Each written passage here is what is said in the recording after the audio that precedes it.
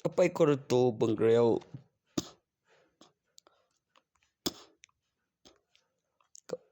ก็รอแป๊บหนึ่งรอข้อมูลอัปโหลดก่อนตัวนี้คือตัวใหญ่กว่าตัวนั้นบ่แม่นเว้ยตัวนี้แม่นอยู่ส่วนคนที่สามไม่น่าเนาะตัวไหนมาคนใหม่เป็นคนใหญ่นะบ่กับเอกสารสำคัญถึงเกิดใหม่เมื่อมีใบทะเบียนบ้านต้องไปถ่ายบัตรประชาชนและมีชื่อคนคนเดียวในใบทะเบียนบ้านแล้วก็ข้อมูลสิทธิบัตรการพิสูจน์ประกันชีวิตและการตรวจร่างกายแล้วคำอธิบายของการเรียนแอคชั่นที่ได้ประจำได้ปี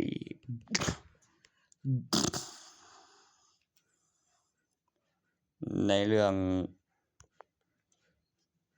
ขึ้นขู่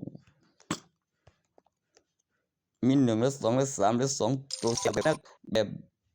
เขาแล้วเราไม่แดงอย่าง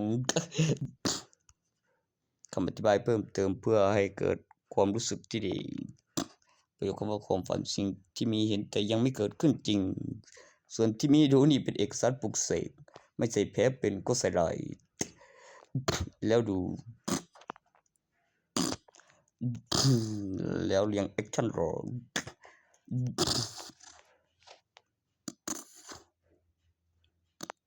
เฮ้ยดิฟ้ามันฝากโต๊ะได้โอ้ยฝากโต๊ะนังบางนี้พี่มาตีนั่นพูดถึงดีแล้ว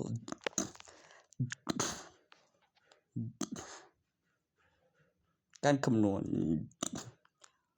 ข้อมูลทะเบียนที่ค้นพบแล้วเห็นการเคลื่อนที่ตอนคืนแล้วก็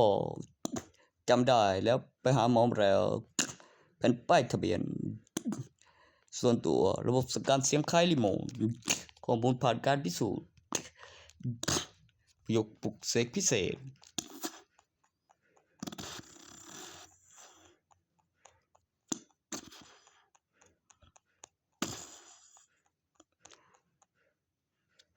ข้อมูลการขยายตัวของ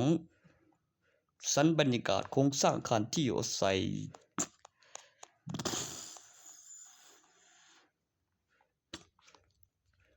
รวมถึงนับเป็นปีทำประจำทำทุกปีกิจกรรมรายสัปดาห์และกิจกรรมรายเดือน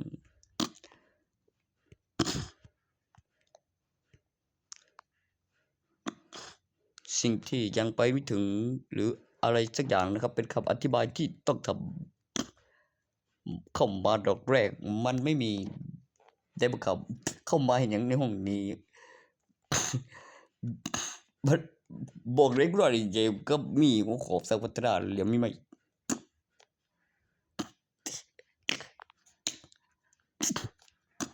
ก็จะบินขึ้น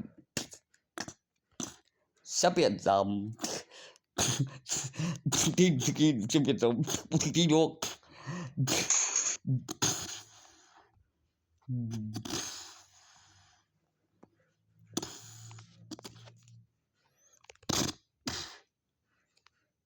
ตัวเจ๊ใหม่อยากเจ๊ใหม่อยากเจอเจ๊ถัดไปมีคนใหม่อีกคนทุกทีคือพวกจบเรื่องเรียมที่กันจบเรื่องไปอย่างคือปีศาจในเรื่องคือกูระดับมัธยมขึ้นมาวิทยาลัยแล้วก็เกี่ยวกับเรื่องเอกสารสำคัญต้องเปิดดูเพิ่มเติมในแอปพลิเคชัน YouTube ถึงการศึกษาล่าสุด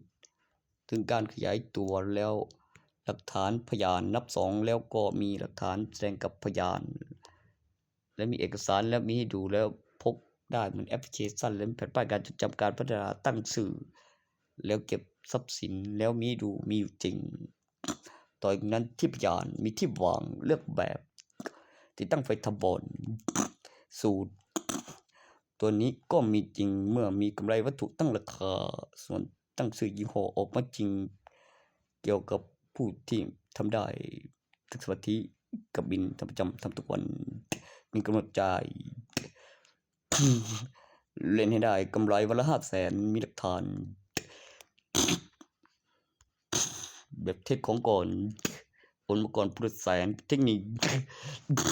ให้ฝากซื้อตั้งราคาออกข้างได้15 รถแสน เป็นราคาเมาส์สุดใหญ่ แล้วโอนมาก่อนพุทธแสนพุทธให้เซ็นฝากซื้อคงเหลือ500,000แล้วก็เป็นกำไร แล้วมีกำหนดเวลา แล้วมีทุน แล้วยังไม่หมดไม่มีใครสั่งของยังไม่ไปส่งรายได้เท่าไหร่เช็คบินไม่ได้ให้ยายืม ต้องให้เงินยืมอย่างเดียวเพราะเก็บดอก ส่วนติดยาส่วนดอกส่วนรีบหรือไม่รีบต้องมีพยานหลักฐานก็แจ้งความกับตำรวจบอกเป็นอย่างอีดีมันว่ายืมยายืมได้ไม่เกิน1 ถุงไซส์นี้ไม่หมดก็ไม่เลิกทวงจ่ายไม่ต่ำกว่า 1,000 บาทได้ขาย50คนอื่นไม่เกี่ยว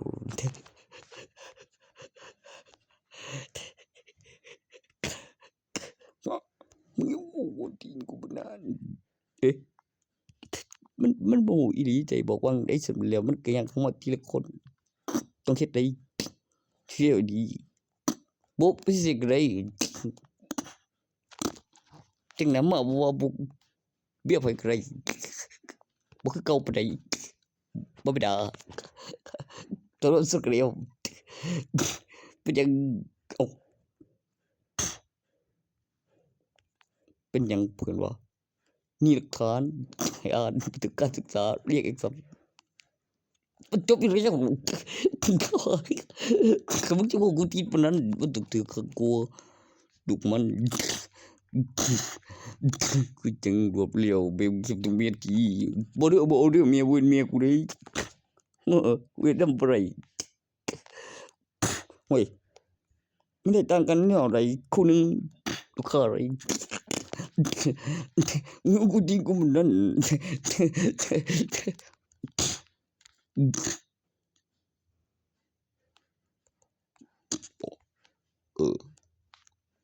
ต้นไม้ใส่วะเอ้ามาเปิดคลิปร้านตะกี้เว้ยกำลังสักกันอยู่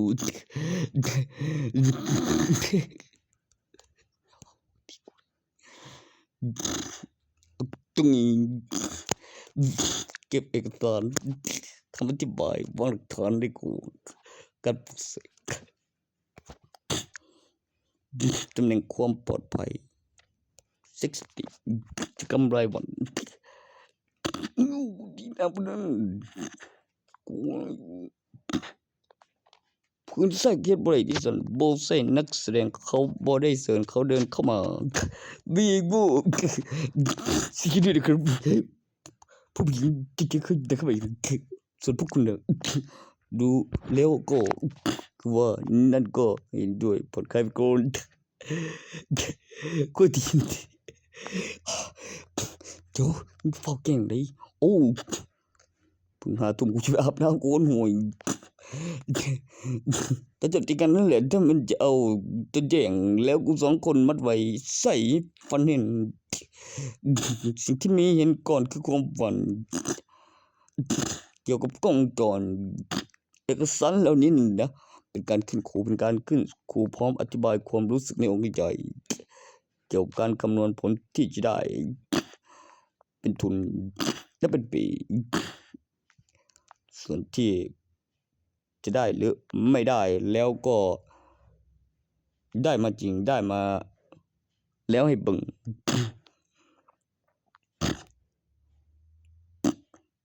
เกี่ยวกับคำอธิบาย